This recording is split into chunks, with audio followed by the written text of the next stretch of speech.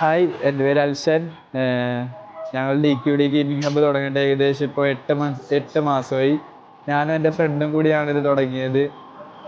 ഇതിൽ ബേസിക്കലി ഇത് തിരഞ്ഞെടുക്കാൻ കാരണമെന്ന് വെച്ചാൽ ഇവിടെ കൊച്ചിയിൽ ഗെയിമിംഗ് ഹബ്ബ് കുറവും പിന്നെ ഫ്യൂച്ചർ ഗെയിമിങ്ങും കൂടി ആയതുകൊണ്ടാണ് ഞങ്ങൾ ഈ ഒരു ഫീൽഡിലേക്ക് വന്നത്. ഏകദേശം ഒരു വർഷത്തെ പ്ലാനിങ് ഉണ്ട് ഇങ്ങനത്തെ ഒരു വെഞ്ചർ സ്റ്റാർട്ട് ചെയ്യാൻ വേണ്ടി. പിന്നെ ഞങ്ങൾക്ക് വിചാരിച്ച പോലത്തെ ഒരു സെയിലോ ഒരു പ്രമോഷനോ കാര്യങ്ങളൊന്നും ആദ്യം എത്തിക്കാൻ പറ്റിയില്ല.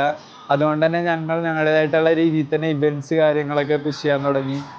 അങ്ങനെ ഞങ്ങൾ ഫിഫ ടൂർണമെൻറ്റ് ആ ടൈമിൽ ഇപ്പോഴും ഫിഫക്ക് നല്ല രീതിയിലുള്ള ഒരു ഫാൻ ബേസ് ഉള്ള ഒരു ഗെയിമാണ്. അതുകൊണ്ട് ഞങ്ങൾ ഫിഫ ടൂർണമെൻറ്റ് കണ്ടക്ട് ചെയ്ത് അതിലൂടെ കുറച്ച് റീച്ച് സെറ്റ് ചെയ്ത് നമ്മുടെ സ്ഥലം പബ്ലിക്കിലേക്ക് അറിയിക്കാനുള്ള ഒരു ശ്രമം നടത്തിക്കൊണ്ടിരിക്കുകയാണ്. അതിൻ്റെ ഫലമായിട്ട് ഞങ്ങൾ ഇപ്പോഴും ചെയ്യുന്നുണ്ട് ഫിഫ ടൂർണമെൻറ്റ് കാര്യങ്ങളൊക്കെ.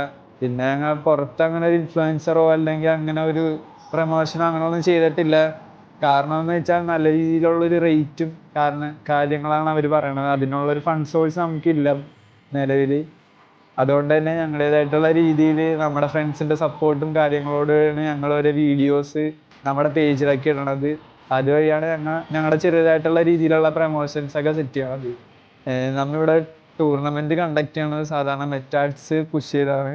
അപ്പം നമ്മൾ തന്നെ വീഡിയോ ക്രിയേറ്റ് ചെയ്ത് നമ്മുടെ പേജിലിട്ടിട്ട് മെറ്റാഡ്സ് വഴി ആൾക്കാരിലേക്ക് എത്തിക്കുക എന്നുള്ള രീതിയിലൂടെ. പക്ഷെ അത് എപ്പോഴും വർക്കായിട്ടില്ല. ചില കേസിലൊക്കെ അത് വർക്കാതെ പോയിട്ടുണ്ട്. ഞങ്ങൾ ഇറക്കിയ ഫണ്ടും ആ മെറ്റാഡ്സിന് ഇറക്കിയ ഫണ്ടും വെറുതെ പോയിട്ടുണ്ട്. നമുക്കിവിടെ മെയിനായിട്ട് വരുന്നത് ഫിഫ, അതേപോലെ തന്നെ മോർട്ടൽ കോംബാറ്റ്, പിന്നെ WWE റേസിങ്, അങ്ങനെയുള്ള ബേസിക് ആയിട്ടുള്ള എല്ലാ ഗെയിംസും ഇവിടെ അവൈലബിൾ ആണ്. പിന്നെ തുടക്കത്തിൽ ഞങ്ങളുടെ പ്രൈസിങ് ഇത്തിരി കൂടുതലാണെന്ന് കസ്റ്റമേഴ്സിൻ്റെ കുറച്ച് ഫീഡ്ബാക്ക് കിട്ടി.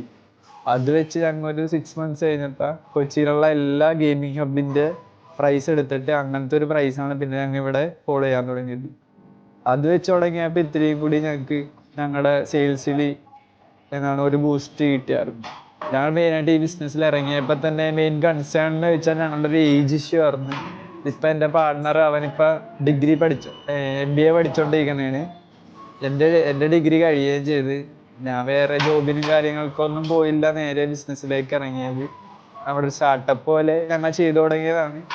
അപ്പം നിലവിൽ ഈ നിലയിൽ എത്തി നിൽക്കണം. ഇനിയും ഞങ്ങൾ അതിനുവേണ്ടി കുറേ ഹാർഡ് വർക്കും കാര്യങ്ങളൊക്കെ ചെയ്ത് കുറേ പേരുടെ മാർക്കറ്റിൽ എന്ന് വെച്ചാൽ നമ്മുടെ ബേസിക്കലി കുറേ ഗെയിമിംഗ് ഹബ്ബ് വിസിറ്റ് ചെയ്ത് അവിടെ എന്താണ് ഇല്ലാത്തത് അത് ഇവിടെ എങ്ങനെ ഇംപ്ലിമെൻറ്റ് ചെയ്യാൻ ഞങ്ങൾക്ക് എങ്ങനെ ചിന്തിച്ച് അങ്ങനത്തെ രീതിയിലാണ് ഞങ്ങൾ ഇൻറ്റീരിയർ തൊട്ട് എല്ലാം തന്നെ അതുപോലെയാണ് ഞങ്ങൾ ഇവിടെ സെറ്റ് ചെയ്തത്. ബേസിക്കലി പെർ അവറിന് വരുന്നത് സ്റ്റാർട്ടിങ് 100 ആണ്. ആൾക്കാർ കൂടുന്നതനുസരിച്ച് റേറ്റ് കുറയും. അങ്ങനത്തെ ഒരു സിസ്റ്റമാണ് നമ്മളിവിടെ ഫോളോ ചെയ്യുന്നത്. പിന്നെ അതുകൂടാതെ നിങ്ങൾക്ക് ഗെയിംസിൻ്റെ ഒപ്പം തന്നെ ഇപ്പം PS5 ഗെയിംസിൻ്റെ ഒപ്പം തന്നെ നിങ്ങൾക്ക് ഞങ്ങളിവിടെ കോംപ്ലിമെൻ്ററി ആയിട്ട് ഇവിടെ ക്യാരം ബോർഡും കളിക്കാനുള്ളൊരു അവസരം കൊടുക്കുന്നുണ്ട്.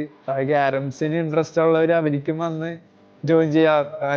ഞങ്ങളിപ്പോൾ ഇവിടെ ഞങ്ങളിവിടെ എല്ലാ സൺഡേയ്സും ഞങ്ങളൊരു ടൂർണമെൻറ്റ് നടത്തുന്നുണ്ട് ക്യാരംസിന് വേണ്ടി.